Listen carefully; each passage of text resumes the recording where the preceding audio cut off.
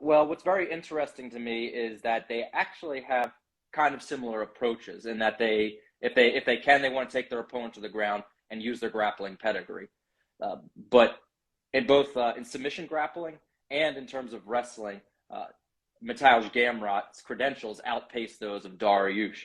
He also lands more takedowns per round than Dariush, but just the eye test could tell you that he's a flat out better wrestler. In terms of the overall statistical profile, I mean, Dariush actually lands more significant or has a better significant strike differential per round. Uh, but some of that to me has to do with the approach of Matuesz Gamrot.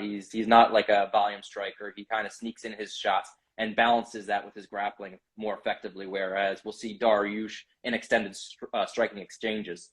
Um, uh, One thing to note is that while there's a difference in UFC experience here, and that would lend people to think that Dariush has this much higher quality of experience than Matuesz Gamrot.